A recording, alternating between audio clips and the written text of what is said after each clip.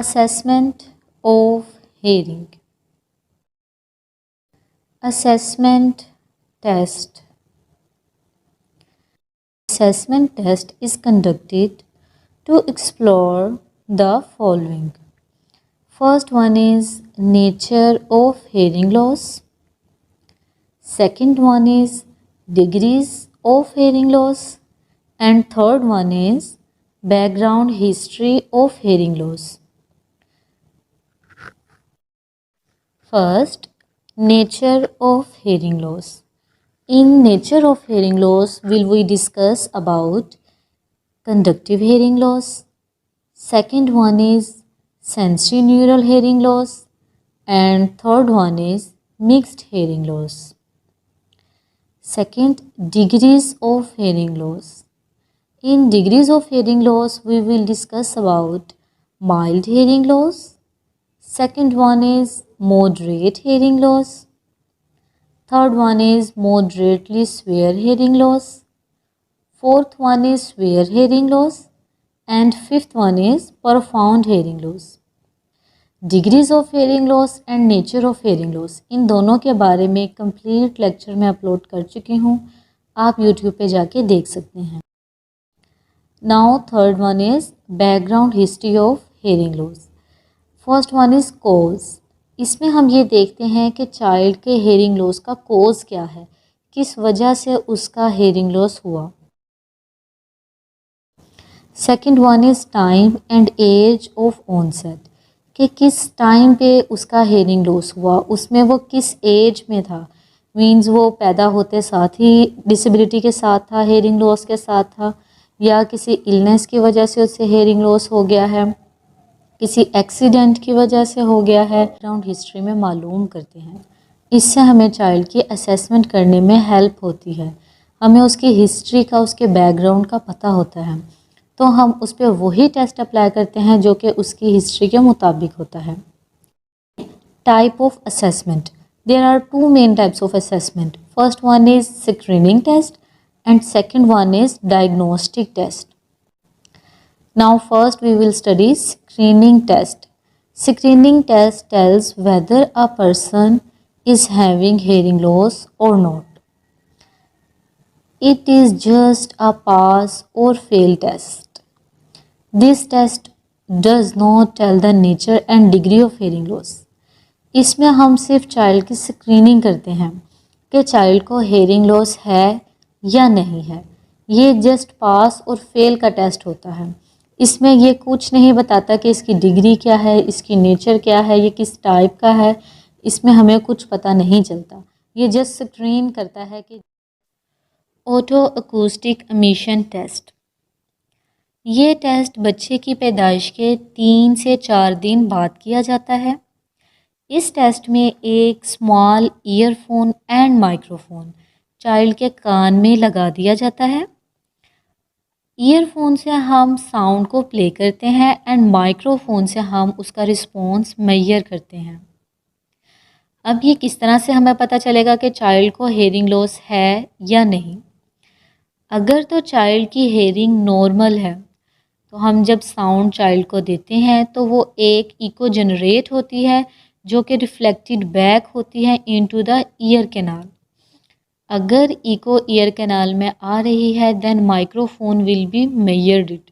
तो माइक्रोफोन उसे मेजर कर लेता है, जिससे हमें पता चलता है कि चाइल्ड को हेयरिंग लॉस नहीं है, वो नॉर्मल है. इन सेकेंड केस अगर चाइल्ड को हेयरिंग लॉस होता है तो echo generate oto acoustic emission test mostly उन लोगों के लिए यूज़ किया जाता है जो कि खुद रिस्पॉन्स नहीं दे सकते. मींस इन्फेंट्स के लिए यूज़ किया जाता है. ये छोटे बच्चों के लिए यूज़ किया जा सकता है जो कि हमें रिस्पॉन्स नहीं देते. इसमें हम उनकी अर्ली एवेल्यूएशन कर लेते हैं. हमें पता चल जाता है कि चाइल्ड हेयरिंग लॉस के साथ पैदा हुआ है, जो कि उसकी फर्दर मेडिकेशन में हमें हेल्प करता है. एक चीज़ जो हम अर्ली डायग्नोज कर लेते हैं वो जल्दी कवर हो सकती है एज़ कम्पेयर टू जो हमें बहुत बाद में जाके पता चलता है, उसे कवर करना ज़रा मुश्किल होता है. Auditory brainstem response ABR. ये टेस्ट भी आप बच्चे की पैदाइश के कुछ दिनों बाद कर सकते हैं।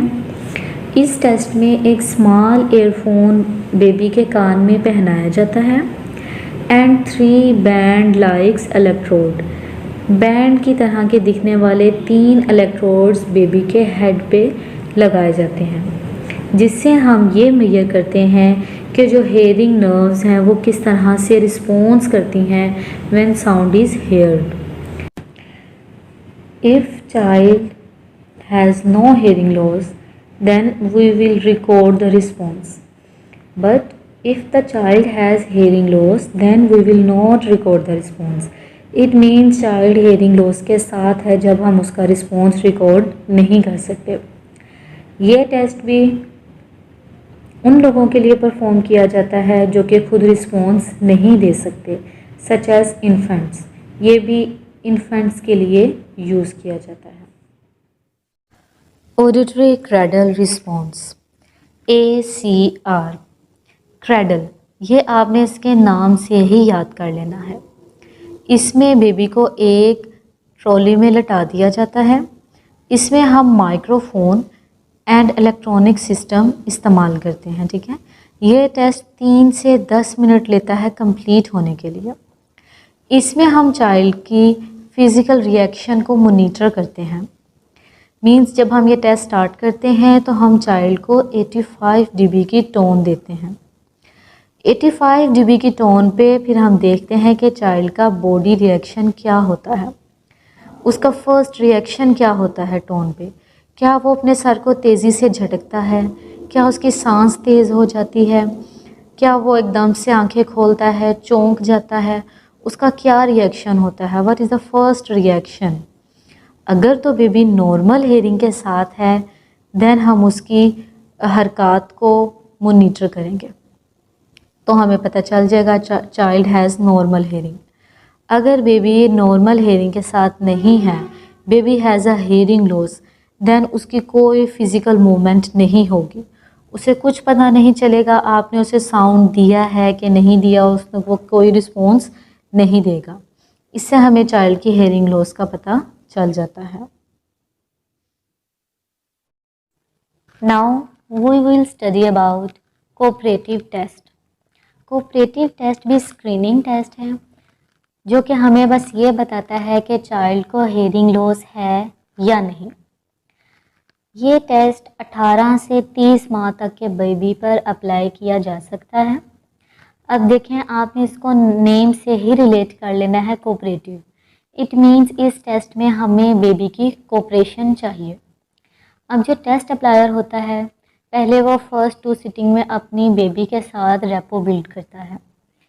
वो बेबी के साथ खेलता है, बातें करने की कोशिश करता है ताकि बेबी उसके साथ कंफर्टेबल फील करे। जब बेबी की रेपो बिल्ड हो जाती है, वो उसके साथ कंफर्टेबल फील करता है, देन वो आते हैं टेस्ट की तरफ। अब टेस्ट को अप्लाई करने का क्या मेथड है? इसमें जो टेस्ट अप्लायर होता है वो बेबी के सामने कुछ टॉयज़, गेम्स या कोई भी ऐसी चीज़ें रख देता है जिससे बेबी इंटरेस्ट के साथ खेल सके। और जो टेस्ट अप्लायर होता है वो बेबी से तकरीबन 3 फीट के फासले पर बैठ जाता है। फिर वो बेबी को टेस्ट टास्क परफॉर्म करने के लिए कहते हैं। मीन्स अगर उनके सामने कोई टॉयज़ वगैरह पड़े हैं तो वो कहेंगे कि इन टॉयज़ को काउंट करें या इनको बास्केट में डालें या कोई भी ऐसा टास्क जो कि उस टॉयज़ से रिलेटेड हो। देन बेबी उस टास्क को परफॉर्म करते हैं। If the baby perform the task, it means child has no hearing loss. But if baby does not perform the task, वो टास्क को परफॉर्म नहीं करता, वो आपकी बात को इंटरप्रेट नहीं करता, वो आपकी बात पे रिस्पॉन्स नहीं करता, तो हम उसको हाई फ्रिक्वेंसीज़ की टोन देंगे।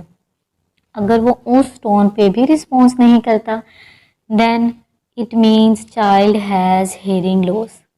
इसका मतलब चाइल्ड हेयरिंग लॉस के साथ है। लेकिन हम फिर कंफर्म करने के लिए ये टेस्ट उसके ऊपर दोबारा अप्लाई करेंगे, या एटलीस्ट हम 2 to 3 टाइम अप्लाई करेंगे कि क्या पता बेबी इस दफ़ा रिस्पॉन्स कर जाए। लेकिन अगर बेबी रिस्पॉन्स नहीं करता, then we refer to an audiologist. Now we will study about distractive test of hearing. Distractive test एक स्क्रीनिंग टेस्ट है जो कि 6 से 18 माह तक के बच्चे पर अप्लाई किया जा सकता है। डिस्ट्रैक्टिव टेस्ट को अप्लाई करने के लिए साउंड प्रूफ रूम चाहिए होता है और उसमें 2 हेल्थ विजिटर्स होते हैं जो कि इस टेस्ट को परफॉर्म करते हैं। अब ये टेस्ट किस तरह से परफॉर्म किया जाता है, इसका मेथड कुछ इस तरह से है कि बेबी को मदर की गोद में बैठा दिया जाता है ताकि वो कंफर्टेबल फील करे। एक हेल्थ विजिटर उनके सामने आकर बैठ जाता है। वो बेबी को कुछ टॉयज़ या गेम्स या कुछ ऐसी वीडियो दिखाता है जिससे चाइल्ड की फुल अटेंशन टॉयज़ की तरफ हो। जब चाइल्ड उनके साथ खेलता है, उसकी फुली अटेंशन टॉयज़ पर होती है, वो उसमें इन्वॉल्व हो जाता है। देन जो अदर हेल्थ विजिटर होता है वो तकरीबन 3 फीट के फासले पर बैठा होता है। वो एक साउंड प्ले करता है। अब साउंड प्ले करने पर हमने चाइल्ड का फ़िज़िकल रिएक्शन देखना होता है।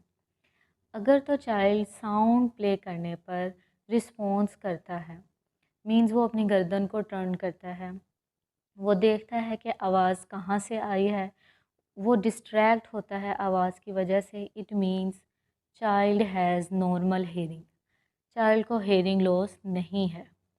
बट अगर बेबी रिस्पॉन्स नहीं करता तो हम उसकी फ्रिक्वेंसीज़ बढ़ा देते हैं, उसे हाई फ्रिक्वेंसीज़ पे टोन देते हैं। अगर वो उस पर भी रिस्पॉन्स नहीं करता तो हम इसी टेस्ट को आफ्टर 15 डेज़ दोबारा इसी टेस्ट को अप्लाई करते हैं। अगर वो आफ्टर 15 डेज़ भी इस टेस्ट पे रिस्पॉन्स नहीं करता, then the child has hearing loss, child hearing loss के साथ है। फिर हम उसको ऑडियोलॉजिस्ट को रेफ़र करते हैं और वो उसके फर्दर टेस्ट करते हैं, डायग्नोस्टिक टेस्ट करते हैं कि चाइल्ड को किस डिग्री का और किस टाइप का हेयरिंग लॉस है। ये हम इंशाल्लाह फर्दर पढ़ेंगे। Now we will study about performance hearing test. Performance test भी एक स्क्रीनिंग टेस्ट है जो कि 30 to 40 मंथ के बेबी पर अप्लाई किया जा सकता है। इस टेस्ट को भी आपने नेम से रिलेट कर लेना है, मींस परफॉर्मेंस। इसमें हमें चाइल्ड की परफॉर्मेंस चाहिए। पहले इस टेस्ट को अप्लाई करने के लिए हम बेबी को एक टास्क में ट्रेन करते हैं। कोई भी आप टास्क चूज़ कर सकते हैं जो कि आपने बेबी से करवाना है उसका हेयरिंग लॉस मालूम करने के लिए। अब सबसे पहले आपने बेबी को उस टास्क के लिए ट्रेन करना है, मींस कोई भी टॉयज़ आप उसके सामने रख देते हैं और उससे कहते हैं कि इन टॉयज़ को उठा के बास्केट में डालें, या आप उससे दौड़ लगवाते हैं, आप उससे कहेंगे गो और वो भागना शुरू कर देगा। कोई भी ऐसा टास्क जो कि आप करना चाहते हैं, आप उसमें बेबी को ट्रेंड करते हैं पहले। जब बेबी उसके टास्क को परफॉर्म करने में ट्रेंड हो जाता है, देन हम टेस्ट को कंडक्ट करते हैं। अब टेस्ट कंडक्ट करने का मेथड ये है कि जो टेस्ट अप्लायर होता है वो बेबी की नज़रों से ओझल हो जाता है, वो उससे दूर चला जाता है और बेबी को टोन देते हैं 30 dB की, मीन्स 30 dB की साउंड में हम बेबी को कहेंगे गो। जैसे ही हम उसको गो कहेंगे तो वो अपना टास्क परफॉर्म करेगा। इफ़ द चाइल्ड रिस्पॉन्स, अगर तो चाइल्ड रिस्पॉन्स देता है, आपकी आवाज़ पे वो रिस्पॉन्स देता है, then it means child has no hearing. But अगर चाइल्ड रिस्पॉन्स नहीं देता तो हम उसकी फ्रिक्वेंसीज़ को बढ़ा देंगे, एट हाई फ्रिक्वेंसीज़ पे उसको टोन देंगे। अगर चाइल्ड रिस्पॉन्स देता है it means child has no hearing, और अगर चाइल्ड रिस्पॉन्स नहीं देता it means child has hearing loss. Then हम उसको ऑडियोलॉजिस्ट को रेफ़र करेंगे और वो उसकी फ़र्दर डायग्नोस करेगा कि चाइल्ड को किस डिग्री और टाइप का हेयरिंग लॉस है, और उसकी फ़र्दर मेडिकेशन होगी या सर्जरी होगी या उसको हेयरिंग एड लगेगा। इन सब के बारे में हमें ऑडियोलॉजिस्ट बताते हैं।